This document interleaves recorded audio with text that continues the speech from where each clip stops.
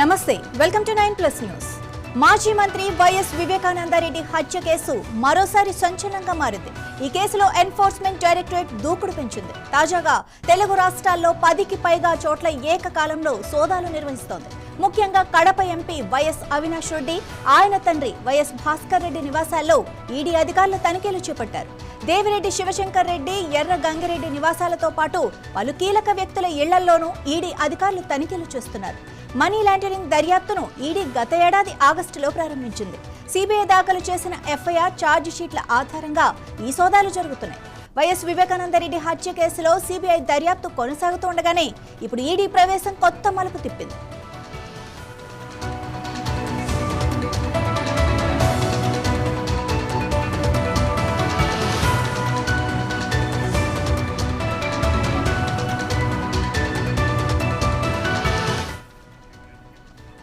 YS Vivekananda Reddy 2019 మార్చి 15వ తేదీన కడప జిల్లా పులివెందుల్లోని తన నివాసంలో దారుణ హత్యకు గురయ్యారు.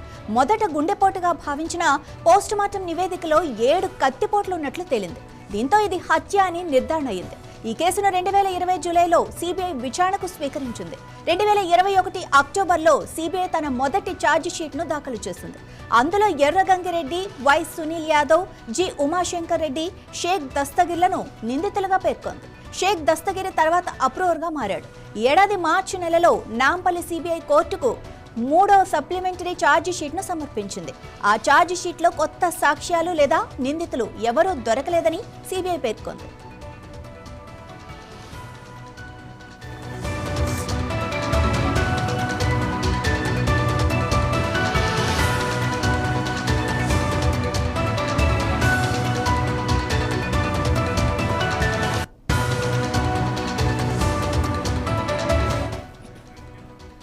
అయితే ఈ కేసులో మరింత లోతైన దర్యాప్తు కోరుతూ వైఎస్ వివేకానందరెడ్డి కుమార్తె వైఎస్ సునీతారెడ్డి తెలంగాణ హైకోర్టులో పిటిషన్ దాఖలు చేశారు.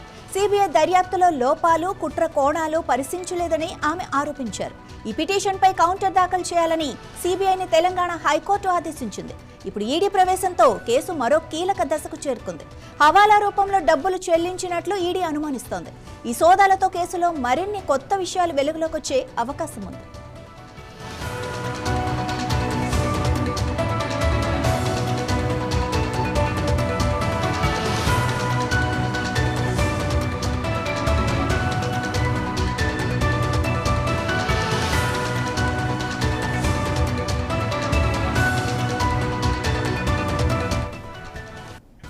దీనిపై మరింత సమాచారం కడప నుంచి మా ప్రతినిధి లక్ష్మీ భాస్కర్ అందిస్తారు, అది కూడా లైవ్ లో. లక్ష్మీ భాస్కర్, మరి అంటే ఇప్పుడు ఈ కోణం అంటే ఈడీ తెర మీదకి వచ్చేసరికి ఎలాంటి విషయాలు బయటపడే అవకాశం ఉంది?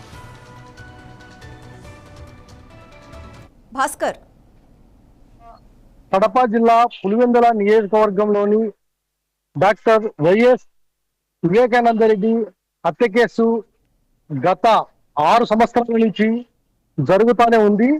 కానీ ఇప్పటి వరకు కూడా ఎవరు చంపారన్న దానిపైన ఇంకా సిబిఐ ఎటువంటి దర్యాప్తును నిగ్గు తేల్చలేకపోయింది. అలాగే ఈరోజు ఎవరైతే ప్రధాన నిందితులుగా ఉన్నారో దేవిరెడ్డి శివశంకర్ రెడ్డి, అలాగే ఎర్రగంగిరెడ్డి, సునీల్ యాదవ్, అలాగే దస్తగిరి, వారితో పాటు కడప ఎంపీ అవినాష్ రెడ్డి ఇళ్లలో ఏకకాలంలో సోదాలు నిర్వహించడం జరిగింది. వీరి మధ్య ఏమన్నా ఈ హత్యకు సంబంధించి ఏమన్నా లావాదేవీలు ఏమన్నా జరిగాయా, ఎవరెవరికి ఎంతెంత ముట్టింది అనే అంశాలపైన ఈరోజు ఈడీ ఉదయం 7 గంటలకే పులివెందులకు చేరుకొని ఏకకాలంలో సోదాలు నిర్వహించడం జరుగుతుంది. వారు ఏమి సోదాలు నిర్వహించదనేటువంటి విషయము ఇంకా తెలియాల్సి ఉంది. కానీ ఈ సోదాలు నిర్వహిస్తున్న సమయంలో జిల్లాలో రాజకీయంగా ఒక తీవ్ర చర్చ నడుస్తా ఉంది. ఏమంటే ఈ స్థానిక సంస్థలు ఎలక్షన్లు వచ్చేటప్పటికీ ఈ పులివెందుల్లో జగన్ను ఏదో ఒక విధంగా దెబ్బతీయడానికి ఈ వివేకానందరెడ్డి హత్య కేసును ఏదో ఒకటి పెట్టి దర్యాప్తు సంస్థలతో ఏదో ఒక విధంగా విచారణ పేరుతో ఇబ్బంది పెట్టాలనే ప్రయత్నం చేస్తున్నటువంటి జరుగుతుందని చెప్పి ఒక చర్చ జరుగుతూనే ఉంది.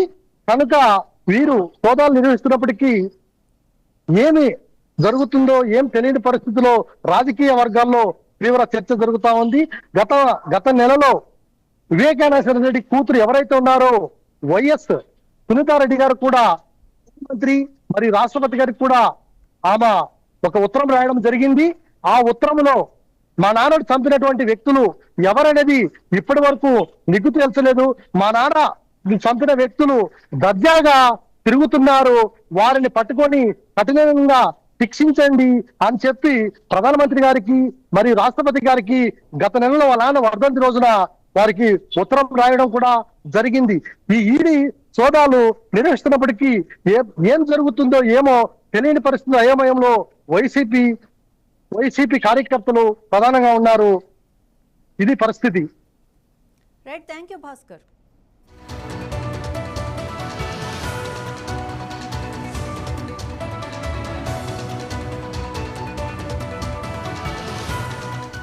ఇదే విషయం గురించి మరింత సమాచారం హైదరాబాద్ నుంచి మా ప్రతినిధి ప్రశాంత్ అందిస్తారు. ప్రశాంత్, మరి వైఎస్ వివేకానందరెడ్డి హత్య కేసు ఇన్నేళ్లు కొనసాగుతుండడంపై ప్రజలు ఏమంటున్నారు? ఇంకా సునీతారెడ్డి తన వాదన అయితే తను వినిపిస్తున్నారు, తన ప్రయత్నాలు తను చేస్తున్నారు. ఎలా అయినా తన తండ్రిని ఎవరు హత్య చేశారో వాళ్ళకి ఎలా అయినా శిక్ష వేయించాలని చెప్పి తను ప్రయత్నాలు చేస్తున్నారు. సో ఎందుకింత లేట్ జరుగుతోంది ఈ విషయంలో?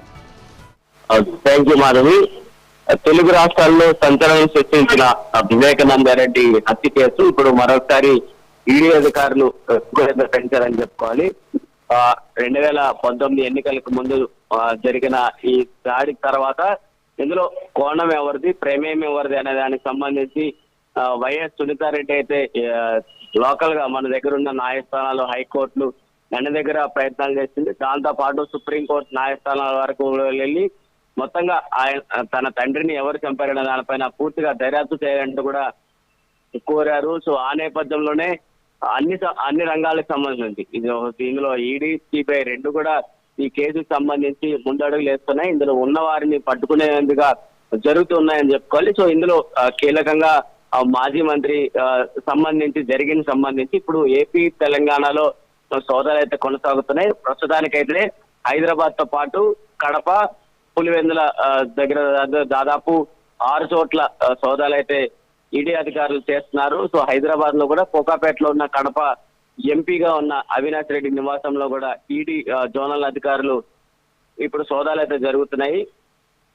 అక్కడ కడపలో పులివెందుల్లో అవినాష్ రెడ్డి నివాసానికి ఈడీ అధికారులు వెళ్తే అక్కడ తాళం వేసి ఉండటం, అక్కడ చూసిన తర్వాత అక్కడ నుంచి అవినాష్ రెడ్డి చిన్నాన్న మనోహర్ రెడ్డిని కూడా పిలిపించి అధికారులు తెలిపించే ప్రయత్నాలు అయితే చేశారు. ఈ కేసుకు సంబంధించి వివేకారెడ్డి హత్య కేసుకు సంబంధించి సునీల్ యాదవ్, దేవిరెడ్డి, శివశంకర్ రెడ్డి, ఎర్ర గంగిరెడ్డి ఇళ్లలో కూడా సోదాలు చేపట్టారు. సిబిఐ కేసు ఆధారంగా ఈడీ మరో కేసు నమోదు చేసి దర్యాప్తు చేపడుతోంది. వివేక హత్య కేసులో రాజకీయ నాయకుల ప్రమేయం, మనీ లాండరింగ్ పైన ఈడీ అధికారులు పూర్తిగా ఆరా తీస్తున్నారు. హత్యకు ముందు నగదు లావాదేవీల వ్యవహారం బయటికి రావడంతోనే ఈడీ కూడా ఈ రంగంలోకి దిగింది. సిబిఐ దర్యాప్తు సమయంలో బయటకు వచ్చిన అంశాలపైన మరింత లోతుగా విచారణ అయితే ప్రస్తుతానికి జరుగుతోంది. సో నిందితులకు ఇచ్చిన 4 కోట్లు ఎక్కడి నుంచి వచ్చాయనే దానికి, ఇలాంటి లావాదేవీలకు సంబంధించి కూడా ఈడీ అధికారులు పూర్తిగా కోణంలో అడుగుతున్నారని చెప్పుకోవాలి. హైదరాబాద్ లో అవినాష్ రెడ్డి నివాసాలతో పాటు ఈ కేసుకి సంబంధించి ఉన్న ప్రధాన నిందితులుగా ఎవరెవరున్నారు దానిపైన పూర్తిగా సిబిఐతో పాటు ఈడీ అధికారులు కూడా ఇప్పుడు దర్యాప్తులో కొనసాగులో ముందుకెళ్తున్నారు. మరి సునీతారెడ్డి ఇన్నేళ్లుగా తన తండ్రి మరణానికి సంబంధించి ఎవరు ప్రమేయం ఉంది, ఎవరెవరి ద్వారా జరిగిందనే దానికి సంబంధించి ఆమె పోరాటాలు చేస్తూ అనేక ప్రెస్ మీట్లు పెట్టుకుంటూ కూడా ఆమె ఈ పోరాటాలు చేస్తుంది. కానీ ఇప్పుడు మాత్రం ఈడీ అధికారులు మరొకసారి ఈ ఎంక్వైరీ కోణంలో, దర్యాప్తు కోణంలో ముందుకు రావడం కొంతమేరకు ఏమైనా జరగవచ్చా అనేది తెలుస్తుంది. కానీ ఇక తెలుగు రాష్ట్రాల్లో మరోవైపు ఎన్నికలు కూడా, స్థానిక ఎన్నికలు కూడా రాబోతున్నాయి, సంస్థాగత ఎన్నికలు. సో దానికి ఏమైనా అడ్డంకులుగా ఉండబోతున్నాయా, దీన్ని ఇంకొకరు ప్లస్ చేసుకోబోతున్నారు అనే దానికి కూడా ఇప్పుడు మారుతూ ఉంది. మరి ఈ 2 కోణాలకు సంబంధించి సునీతారెడ్డి ఒకవైపు తన తండ్రి కోసం ఇంత పోరాటాలు చేస్తున్నప్పుడు, ఇప్పుడు ఈడీ అధికారులు ఇన్ని రోజుల ఆలస్యం తర్వాత ఇప్పుడు వాళ్ళు దాడులకు దిగడం, సో ఏ విధంగా జరగబోతోంది, సో నిందితులుగా వీరు ఎవరి దగ్గర నుంచైనా పూర్తి సాక్ష్యాల ఆధారాలు తీసుకొని ఈ కేసులో మరింత లోతుకెళ్లే అవకాశాలు ఉన్నాయా లేదనే దానిపైన ఒక స్పష్టత వచ్చే అవకాశాలు కనిపిస్తుందని చెప్పుకోవచ్చు. మాధవి. Thank you Prashanth.